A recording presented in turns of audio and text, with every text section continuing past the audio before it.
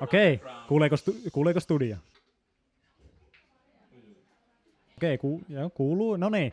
Alright, täällä Rovaniemi ja täpötäysi halli. Meillä on juuri ollut toi palkintogaala ja meillä on täällä haastateltavana tuoreita voittajia. Itse asiassa voitaisiin tästä lähteä niinku rivistä vasemmalle oikealle. Meillä on täällä ihan niinku hienossa järjestyksessä, eli Live Love Lappi. Tässä on ainakin 4 henkeä. Yksi puuttuu, 4 5. Te voititte, minkä te voitittekaan? Vuoden heittäytyjä. Mitä teille heittäytyminen merkitsee? Lähdetään vaikka sinusta. Sitä, että voi sanoa heitytti. Joo, tänne vaan. Joo, moi. Voi tulla niin kuin ihan uutena tänne radion ja niin kuin itse varmasti tehdä ohjelmaa, vaikka ei ole oikeasti mitään hajua, mitä tekee. Ja tekee vaan sitä omaa juttua ja sitä, mitä haluaa tehdä. Sitä, että eläytyy niihin tarinoihin ja ottaa kopin niistä ja kertoo omiakin kokemuksia niihin. No siis melko lailla aika samaa ja siis voi vaan jauhaa paskaa. Joo, ja että lähtee sille heittäytyy täysin oikeasti siihen omaan juttuun, eikä mieti mitä muut ajattelee. Joo, meille tuli täältä just jostain niinku, nurkan takaa 5. jäsen. Mitä sinulle heittäytyminen merkitsee? No sitä, että heittäytyy asioihin, mitä tulee eteen. Ja siis on oma itsensä asioissa. Siis mitä nää nyt, mä komppaan tässä, mitä nää äsken sanoi. Siis anteeksi, mä oon vähän... Hei, elämä on life. Sitten seuraavana meillä on Joutsenlammen asukkaat -ohjelman juontaja, joka sai juuri palkinnon... No, luenpa minäkin sitten. No, ammattimaisin toteutus. Ammattimaisin toteutus. Miten sinusta tuntuu, heijastaako tämä palkinto sinun pyrkimyksiäsi tämän ohjelman suhteen? No siis mä olen tosi odotettu, että selvisin niin kuin voittajaksi ja en oikein odottanut, että näin tulisi, koska siis tämä on niin kuin ensimmäinen kerta, kun juonan ja käsikirjoitan radio-ohjelmaa, mutta itsellä kyllä lähtökohtaisesti oli niin kuin todella niin kuin tällainen ammattitason niin kuin toteutus niin kuin tähtäimessä, että olisi jotain niin kuin miellyttävää, kuunneltavaa, joka sitten ei kuitenkaan niin paljon natisi liitoksista, että se häiritsisi kuulemiskokemusta, mutta olen edelleen ihan pöllämystynyt tästä, että selvisin näin hyvin. Eli siis tavoitteita asetettiin ja tavoitteita saavutettiin. Mahtavaa kuulla. Sitten meillä on seuraavana täällä vuoden radiokonkarit Hurruskoopin Nebs ja JP. Te saitte vuoden radiokonkarit. Miltä tuntuu olla vanha? Hetkinen. Okei, mitä kokemus on antanut teille radiotyöhön?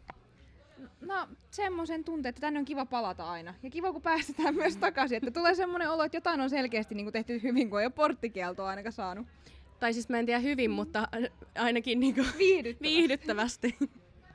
Tärkeintä on viihdyttää, tärkeintä on luoda sitä kuuluisaa konaa. Täällä on meidän itse asiassa ensikertalaisia ja palkinnon saaneita Pinkistä päiväunista. Teidän palkintonnehan oli siis... Vuoden osallistavin ohjelma. Vuoden osallistavin ohjelma. Itsekin osana tätä, tai niin kuin katsoneena, niin täytyy kehua teitä erinomaisesta osallistamisesta. Mistä teidän tämä idea tähän niin kuin ohjelmaan lähti? No varmaan siitä, että jotenkin me haaveillaan itse tosi paljon tuolla yliopiston käytävillä, niin me haluttiin kuulla muidenkin haaveita ja rakkauskirjeitä. Joo, sama. Ai, ihana. Kiitos. Sitten hetkinen, kukas meillä vielä oli? Meillä oli... Joo, kyllä, Kohtalon kuuma linja. Meillä ei ole punkkeja, mutta meillä on sitäkin parempi Kohtalon kuuma linja. Meillä on täällä... Amaa Penttilä ja... Anni Kalapodas, eli oppipoika. Oppipoika. Ja teidän palkintonnehan oli siis... Armottomin aura. Armottomin aura. Minkälainen on armoton aura? Todella hyvä kysymys. Onhan se meidän Se oli se orakkeli. Se oli se orakkeli-aura varmaan nyt kyllä se armoton aura tässä kyllä meitä kannattelemassa. Kyllä, orakkelille kiitokset.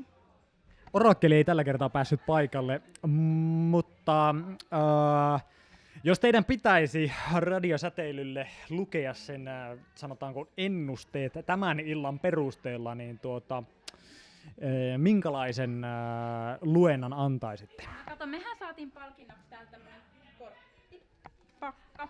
Niin luetaanpa täältä nyt ennusteet.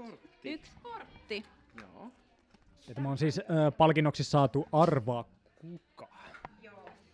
Ja tämän pakan perusteella ennustetaan radiosäteilyn tulevaisuus seuraavalle kaudelle. No niin, täältä tuli nyt lappu tuli täältä ulos. No niin, sen perusteella ei vielä... Hirveästi ennusteta, joo.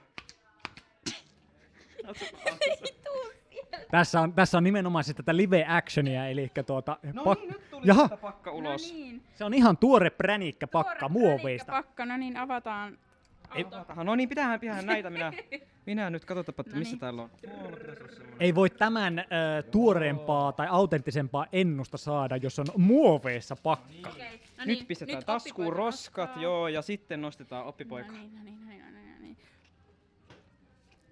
Camilla. Camilla. Eli ihan vitun hyvin vedetty ja koko homma nappiin nyt meni. Ja Joo. siis Joo. kaikilta radion osallistujilta ja ensi vuonna uudestaan. Kyllä, kiitos. Lupaa hyvää ja siis omastakin puolestani ja koko radiosäteilyn puolesta onneksi olkoon kaikille voittajille sekä tietenkin voisi sanoa, että tässä kisassa ei ole kuin voittajia, nimittäin kiitos kaikille radion kuuntelijoille. Me lähetämme takaisin studioon ja pysykää linjoilla, koska konaa löytyy ihan varmana. Kiitos.